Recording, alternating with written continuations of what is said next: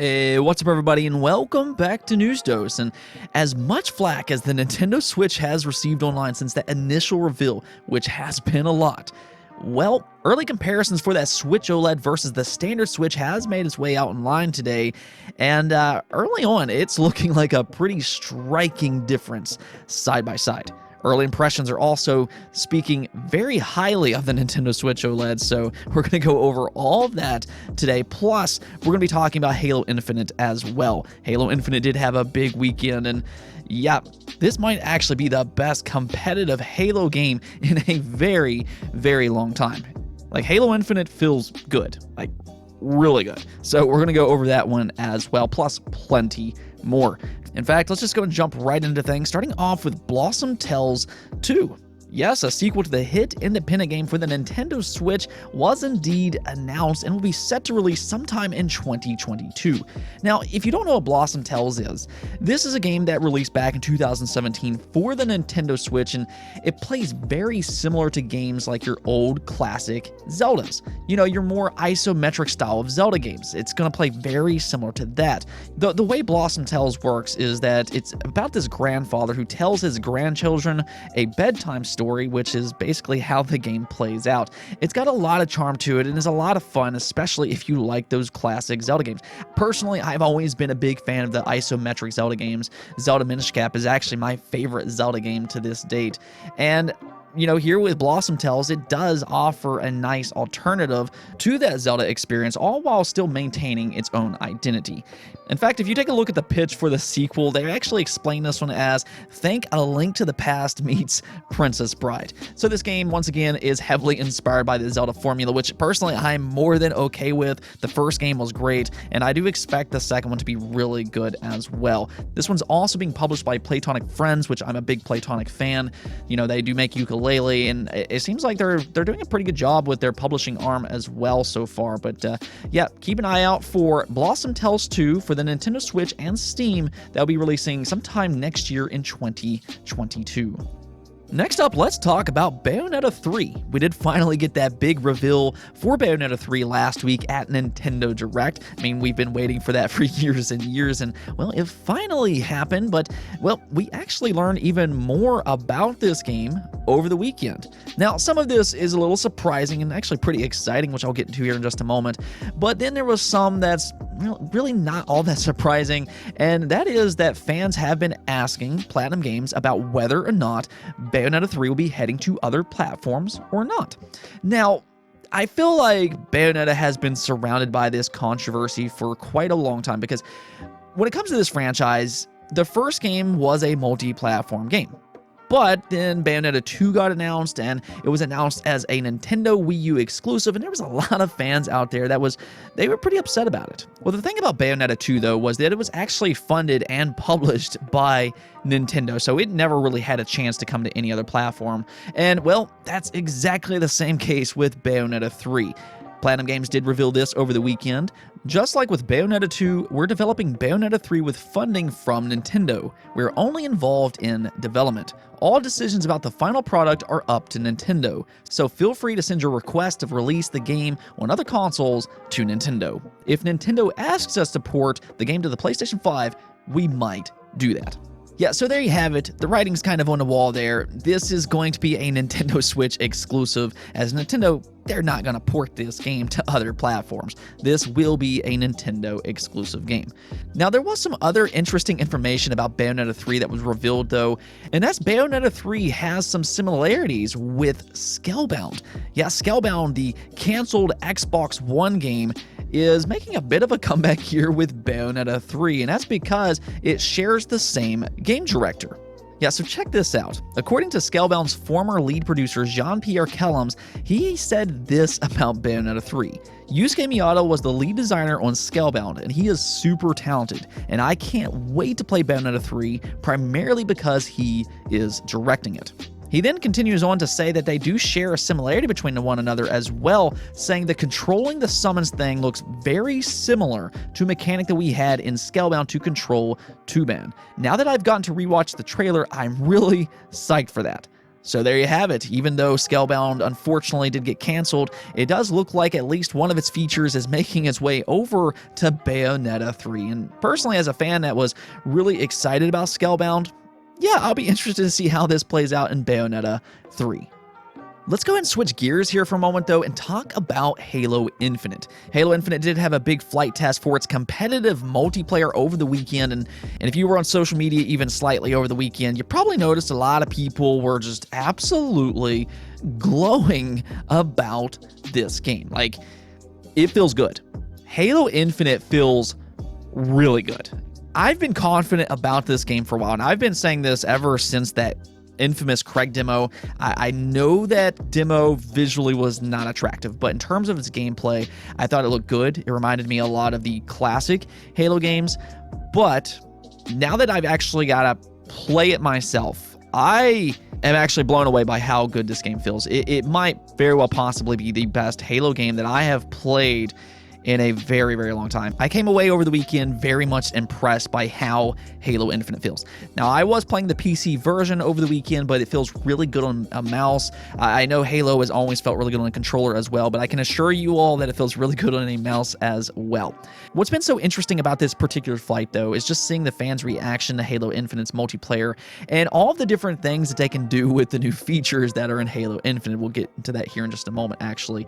But yes, like I said before, fans as well as critics seem to be absolutely glowing about the multiplayer so far, and that's a big part because it just feels so good. Now, we have a few big first-person shooters that are coming up this holiday. You do have Call of Duty Vanguard, there's also Battlefield 2042, and then you have Halo Infinite.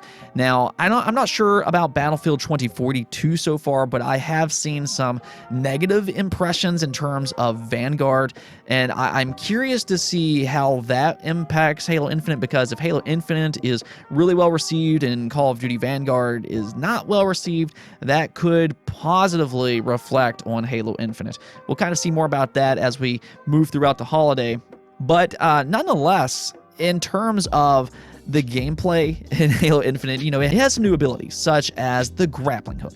Now, when they first announced the grappling hook, it looked really cool, but, you know, I don't think that we really knew just how impactful this thing was going to be, but it is a lot of fun to use in multiplayer, and fans are already finding really innovative ways to use this thing. There's already videos that are surfacing online where people are really traversing through the maps with these grappling hooks. I mean, it's basically like Spider-Man, you know, you're swinging building to building. It's really cool. I mean, you can even pick up the flag with this thing, and you can catapult that thing across the map. I mean, there's some really neat ways you can use the grappling hook. I think there's a high ceiling when it comes to that ability, especially as players learn more and more ways to use it. Now, with that said, not everything is perfect in the beta, and it does seem like some players are finding some broken features as well when it comes to this beta. That's what a beta is for, you know. They want you to find these problems so they can fix them and solve them before the official launch. And one thing that I have seen crop up is in Capture the Flag can actually interact with vehicles. And because of that, people are basically getting in the Ghost, and then they just run into the flag and drive that thing to the other side of the map and then capture it all by themselves. It's actually kind of broken, but I do expect this one to be patched out. Nonetheless, though, Halo Infinite so far feels really good, and I think this could very well end up being 343's magnum opus. Like, I really do think it feels that good, and I know there's been some disappointment with Halo 4 and Halo 5, but in terms of its multiplayer, I think this is going to be a knockout hit when it releases later this holiday. And you know what? This kind of aggravated me, but I saw this over the weekend.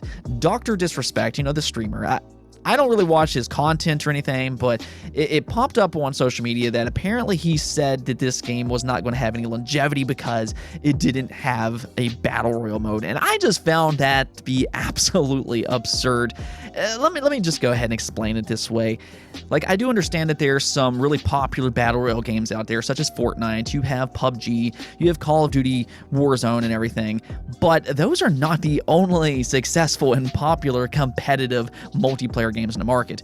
I mean, you really just have to go look at Steam to kind of get an example of this, but year in and year out, and this includes years that battle royales have been really popular, what often the most popular competitive multiplayer game on the market. That is Counter-Strike Go. That is not some battle royale game. That is an arena shooter that is extremely popular, and it has been around for years and years. Team Fortress 2, that's another one that is extremely popular. Rainbow Six Siege, that is another very, very successful competitive multiplayer game that does not focus on battle royales. You have Overwatch as well, which has been insanely successful since it launched. And yes, Halo has always been very popular. So I just found it absolutely absurd to say that Battle Royale is basically the be-all, end-all. I get it that it's been really successful for streamers and everything, but, you know, there's various opinions and preferences out there, and everything doesn't necessarily have to include Battle Royale. And I think that we need to look at Battle Royales as an example as well, because, I mean, as many successful Battle Royales that's launched, there's also been plenty that's launched and failed. So at the end of the day, whether it's a battle royale or an arena shooter, if it's a good game, there's a chance that it might have some longevity to it. I guess I'll just kind of end this topic with saying, no, I don't think Halo necessarily needs battle royale. They just need to make the core multiplayer gameplay feel really good, and it seems like they're doing just that based off the results over this weekend. Moving on, let's go and talk about the Nintendo Switch OLED, as the first Switch OLED versus standard Switch comparison has made its way online. Now, this is coming from Nintendo Prime, which apparently got his hands on the Nintendo Switch before that official launch on October 8th. Now, this is apparently because one of his fans had sent over the Switch OLED ahead of time. I don't know how they necessarily got the Switch OLED early, but nonetheless, he did do an unboxing and comparison over on his YouTube channel, which I do highly recommend watching that video. Nonetheless, pictures of this comparison did make its way online, and you can clearly see there is a striking difference between that OLED model versus the standard Switch. Now, we've kind of talked about this in the past, but, you know, with the Switch OLED, fans have been a little critical over this device because it did increase in terms of price. It went from $300 up to $350 compared to that standard version. I don't necessarily agree with that move either, because I think that it puts it in a weird position. I mean, you know, the Xbox Series S is $300, and you have the Switch OLED at $350. I think that the pricing could be a little questionable, you know, considering it didn't get a big boost in terms of performance. But at the same time, and I've said this, if you do play your Switch primarily in handheld mode, that upgrade might actually be worth it. This is exactly why I pre-ordered this thing as soon as I got the chance. I do play my Switch primarily in handheld mode, and we've already seen just how big of an improvement an OLED screen makes. I think an OLED screen is a much bigger upgrade than what some people might realize, and this was always very evident with the PlayStation Vita. I think that's the device that really sold me on OLED screens. You know, I bought the PlayStation Vita, the original model, and it had an OLED screen, and it was absolutely gorgeous. And then later on, they brought out a cheaper version that was using an LCD screen instead. And I mean, when you look at the comparison side by side with those two platforms, that original model looked vastly superior in terms of picture quality. It just looks much better. And, you know, the same thing can be said with TVs or whatever. You know, OLED is the superior technology in terms of picture quality. And I think that that's going to be very apparent with the Switch OLED. And in this early comparison here, you can clearly see there is a big difference. Not only does the Switch OLED have a bigger screen, but the colors just pop so much more, again, based off of these pictures. Now, I'll actually get to test this out myself next month when I get that Switch OLED, but, you know, in terms of this comparison, you can definitely see a difference. And based off all the impressions that's been going out today, a lot of people did get their hands on Metroid Dread, which continues to sound absolutely fantastic. But they did also talk about the Switch OLED as well. And, you know, critics themselves are also saying just how good that Switch OLED screen looks. So if you are looking to upgrade that handheld experience, I know the price is not necessarily attractive with a Switch OLED, but for some fans out there, it might, you know, that's the key word here, might be what you're looking for. On to our final topic of the day, though. We did get a release date for the highly anticipated VR title, being Resident Evil 4 VR. It did get an official release date for October 21st, though this is an exclusive to Oculus Quest 2. So unfortunately, Resident Evil 4 VR is not going to be available on all VR headsets, but from what I'm hearing, it does sound like it's turning out to be a pretty good game. I mean, that's not necessarily overly surprising because Resident Evil 4 was already a good game, and it sounds like they're changing some things up to make it a better experience in VR. I might have to test this one out myself next month when it does release. It could be a nice, spooktacular game to pick up during the Halloween month. On to the poll of the day, though. One thing that we've seen over the last couple years is that Disney is really going all in when it comes to gaming. They have a lot of big AAA games coming out, whether that be, they have Spider-Man, they have Wolverine, they have Guardians of the Galaxy, Avatar, Indiana Jones, and just so many more. They are really pushing hard into gaming right now, and it got me to thinking, what Marvel character would you most like to see get a big game? And the results here actually kind of surprised me. This is the game I would pick as well. But yes, 31% of you all said Daredevil. Now, I've said multiple times on this channel, I would love to see a Daredevil game, as he's easily my favorite Marvel hero. For whatever reason, even as a kid, Daredevil just kind of stuck out to me. I know a lot of people hated the Ben Affleck movie, but I really enjoyed that as a kid. And then the Netflix series was just absolutely amazing. I loved that series so much, and I was really disappointed whenever they canceled that one.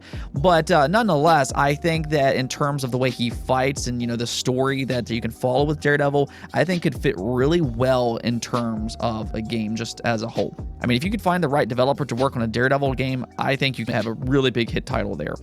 But, I was a little surprised to see you all pick that one. I didn't necessarily know how popular Daredevil was, but it was really cool to see you all vote for that one as well. Second place, though, was Iron Man with 25%. Third place was Captain America at 13%. I thought that one was going to be a little bit higher. Thor was at 12%, and then other was 18%. Just kind of going through the comments, I mean, there was a lot of different heroes that was kind of talked about. Nightcrawler, I saw a Loki game be talked about. Punisher, that's an interesting one. Black Panther, Fantastic Four. There was just so many heroes that you kind of listed off in the comments below, and that's kind of the thing when it comes to Marvel. They just have so many IP that they could play around with, and they could make some good games based off of those IP. I think they're starting to understand that right now, and I wouldn't be surprised if we do get some more of these superhero games announced throughout the generation. I mean, hopefully they're paying attention to what you all are talking about, though. Let's make Daredevil happen, please. Let's get this in development. However, I guess we'll see what happens. Anyways, though, that's it for this episode. But if you liked the video, don't forget the bell notification and subscribe button for more content just like this. Also, if you'd like to support the channel through Patreon, thank you for making this content possible. Peace out.